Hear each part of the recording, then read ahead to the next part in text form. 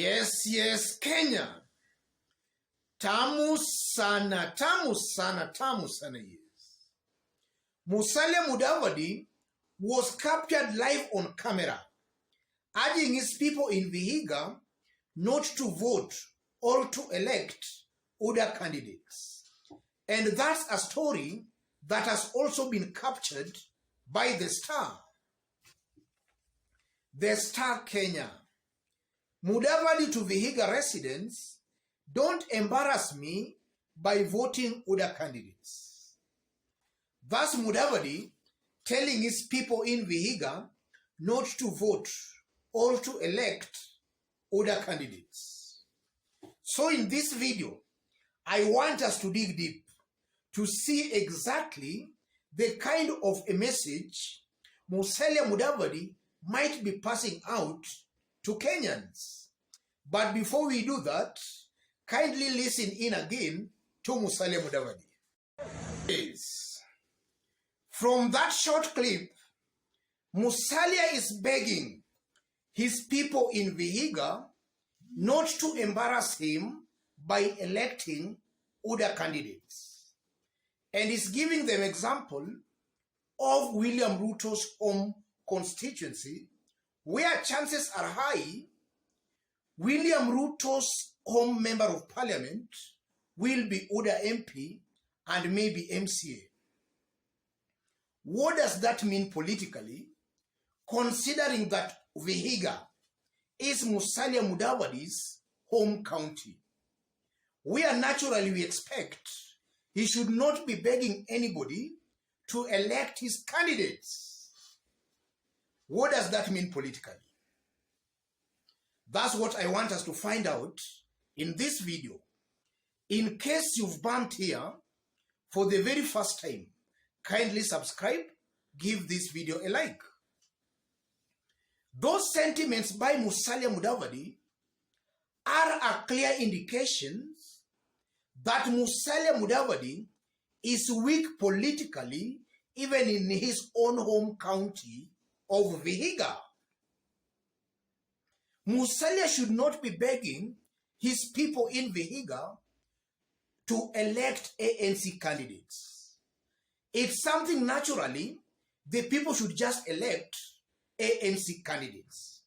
But the mere fact that he's begging them not to elect UDA is a confirmation and an indication enough that Mudavadi is weak politically, not only in Western, but also in his Vihiga home county.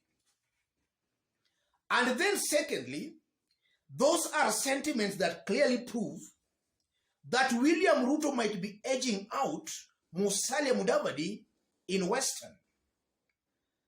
And when I say that, I mean this. A whooping majority of the Mulembe population, a good majority, supports Raila Amolo Odinga. To the tune of 70% supports Raila Odinga. The few who are supporting Musalia Mudavadi are in one way or the other tempted to shift their allegiance from Musalia to William Ruto. The few Musalia Mudavadi supporters in Western, in one way or the other, they are changing their allegiance from Musalia to William Ruto. So as time goes by, we are going to see Musalia being rendered politically irrelevant in Western. In fact, the few Mulembe people who are supporting Musalia Mudavadi, a good majority will be supporting William Ruto. And that's why Musalia is actually crying foul. He has already sensed, or rather seen, William Ruto giving him a competition even in his own home county of Vihiga. And then from those sentiments again, I'm seeing a confused Musalia Mudavadi who is actually realizing late in the day that William Ruto is using him, but he has nothing to show for it. William Ruto is taking advantage of him. Musalia is just realizing that William Ruto's mission was to find a way he could penetrate Western, but not on a way of strengthening or building up Musalia Mudavadi in Western. That's what Musalia Mudavadi is just coming to realize, even though late in the day. And that just proves beyond any reasonable doubt that Mudavadi is politically not smart. He is not smart, he is not strategic, and Musalia Mudavadi comes out as a political toddler. These are things he ought to have seen long time ago, that William Ruto's mission was a way he could penetrate Western. Ruto was not interested in building or strengthening Musalia in Western. All William Ruto wanted was a way he could actually penetrate Western.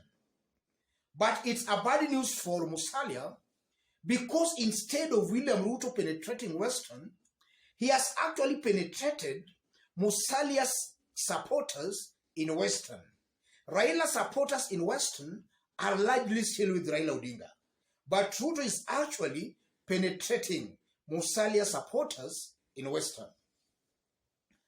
And from those sentiments again, I'm seeing serious competition and suspicions in Kenya Kwanza Alliance. These leaders forming Kenya Kwanza Alliance, they don't just trust one another. Listening to Rigathi Gachagua, listening to Rachel Ruto, and even Ruto himself, they seem to be preferring only UDA candidates. And now Musalia is just trying to borrow some clue from them, and is now preferring only ANC candidates. That's just a confirmation again that there is some serious competition and suspicion in Kenya Kwanza Alliance.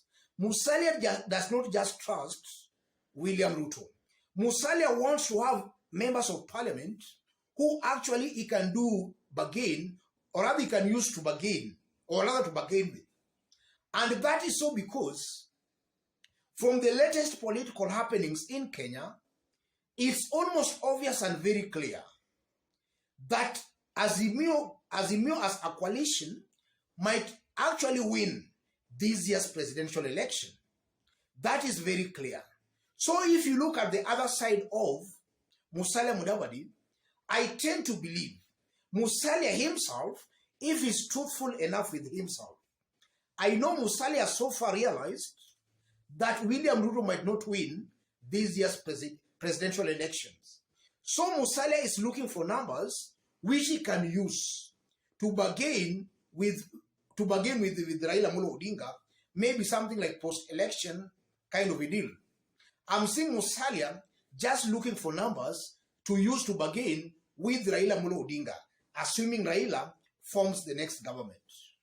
But from where I sit, that's very unfortunate, for it's too late for Musalia Mudavadi now. The damage has already been done, and from where I sit again, Musalia's chances of even having 2 or 3 elected leaders in Western will be a tall order for him.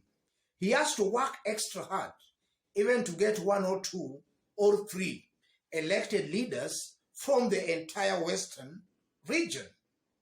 Otherwise, ladies and gentlemen, let me leave it there for today.